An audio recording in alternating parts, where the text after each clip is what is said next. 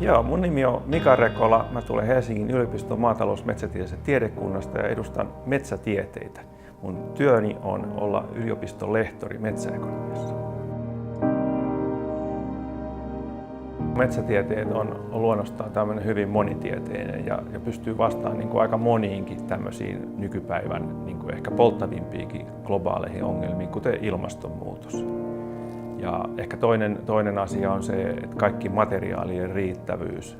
Puhutaan paljon esimerkiksi tänä päivänä muoviroskasta maailman merissä, niin siihen ongelmaan olisi ratkaisu erilaiset biopohjaiset materiaalit. Ja ehkä kolmantena voisi nostaa erilaiset vesistöasiat, eli tulvat on monessa paikassa tosi iso ongelma, johtuu just metsien häviämisestä. Tämä ilmastonmuutos on kysymys, joka joidenkin tutkimusten mukaan on nuorten mielissä niin kuin melkein suurin huolenaihe. Ja siihen metsät on niin kuin metsä on iso kysymys, koska maailman ilmastonmuutoksesta aiheutuu noin niin kuin 1/5 metsäkadosta. Ja tämä on jopa ehkä hieman enemmän kuin mitä niin kuin liikenteen päästöt on. Ja jos me voidaan niin kuin metsäkatoa ehkäistä eri tavoin ja voidaan hyödyntää niin kuin pohjoisenkin metsiä, jossa ei varsinaista metsäkatoa tapahdu, paremmin sitomaan niin kuin hiiltä ja muita kasvihuonekaasuja, niin tällä on niin kuin iso merkitys. Eli tämä on kyllä semmoinen asia, joka metsien kanssa työskenteleviä todella motivoi.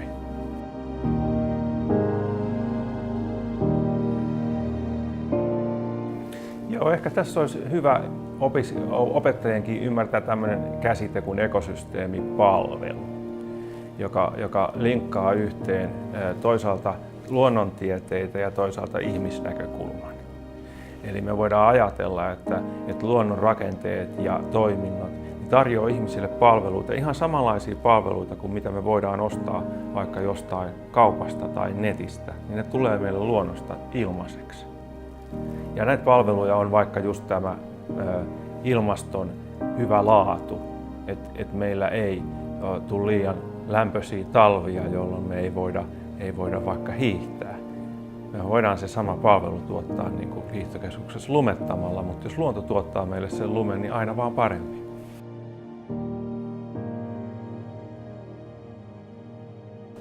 Mun oma erityisosaaminen liittyy nimenomaan niin kuin luonnon mittaamiseen, sen luonnon hyötyjen mittaamiseen rahassa. Ja aika usein päätöksenteko valitettavastikin niin pyörii rahan ympärillä. Eli se, että päätöksentekijät ei ota huomioon moniakin asioita, mitä me luonnosta saadaan, ellei me pystytä osoittamaan hyvinkin tarkasti niitä hyötyjä rahassa. Mä otan esimerkkinä terveyshyödyt. Meidän kaikista terveysmenoista liki 1/5 on nykypäivänä diabeteksen hoitomenoja, johon liittyy olennaisesti liikunta ja ruokavalio. Ja liikunta puolestaan Suomessa esimerkiksi on hyvin niin kuin luontokeskeistä ja voisi olla enemmänkin sitä. Eli nyt niin kuin esimerkiksi jos me saadaan ihmisiä kannustettua enemmän liikkumaan metsissä ja luonnossa, niin me voidaan saada hyvinkin merkittäviä terveyshyötyjä. Tämä linkkautuu tähän sote-keskusteluun. Hyvinkin merkittäviä terveyshyötyjä ja rahallisia hyötyjä siitä, että ihmisiä kannustetaan liikkumaan luonnossa.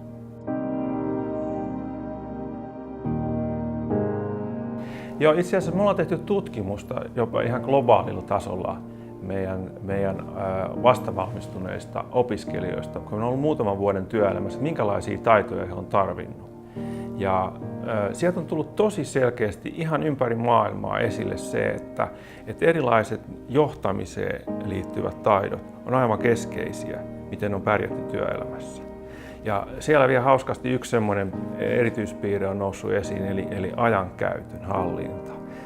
Ja me ollaan ajateltu tätä niin, että se tarkoittaisi ei nyt sitä, että osaa käyttää kalenteria niinkään, vaan sitä, että kun tämä maailma on nykyisin niin täynnä erilaista virikettä ja sulla on mahdollisuuksia tehdä vaikka mitä, niin se päätöksenteon vaikeus, mihin mun pitäisi keskittyä ja mitä mun pitäisi milloinkin tehdä, että mä saavuttaisin sen jonkun päämäärän, joka mulla on tuolla vähän kauempana, niin se olisi sellainen taito, jota tulisi jokaisen nykyisin entistä enemmän harjoittaa.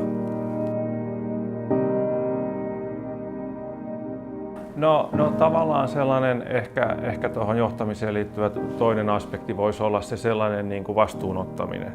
Et hyvin paljon tehdään nykypäivänä niin kuin tiimityötä Jos tiimi on hyvä, niin se niin kuin toimii ilman, että siinä erityisemmin määritellään, että kuka on vastuussa koko projektista.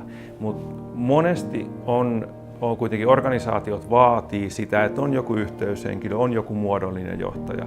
Et esimerkiksi tällainen taito, että sä ihan muodollisesti toimit jonkun ryhmän vetäjänä, niin olisi musta hyödyllinen, joka jokaisen tulisi kokea opintojensa aikana.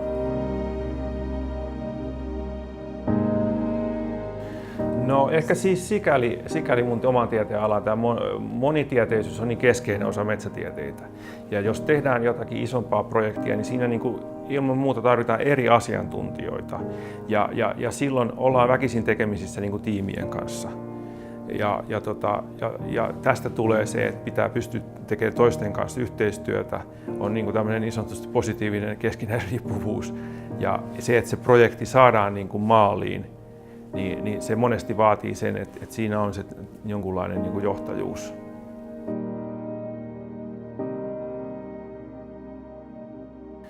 Joo, kyllä oppimisympäristöt nykypäivänä niin pitäisi olla aika semmoisia opiskelijakeskeisiä itseohjautuvuuteen niin kuin suuntautuneita. Et se, mitä me käytetään jonkun verran nykypäivänä, niin on aika tämmöinen niin kuin projektimuotoinen työskentely. Me ollaan esimerkiksi just nyt, niin mä olen päättänyt jakson, jossa me ensimmäisen vuoden opiskelijat toteutti pienen tutkimuksen aivan alusta loppuun asti. Eli he ensin miettii ihan koko tutkimusidean, tutkivan oppimisen mallia käytimme, ihan koko tutkimusidean ja sitten hakivat siihen teoriaa ja muodostivat ne kysymykset ja hakivat aineiston haastattelemalla ja tekivät raportin. Ja tämän tyyppinen niin kuin työskentely, missä joutuu niin kuin soveltamaan sitä tietoa ja ennen kaikkea niin kuin esittää niitä oikeita kysymyksiä, niin sen mä näkisin niin kuin todella tärkeäksi.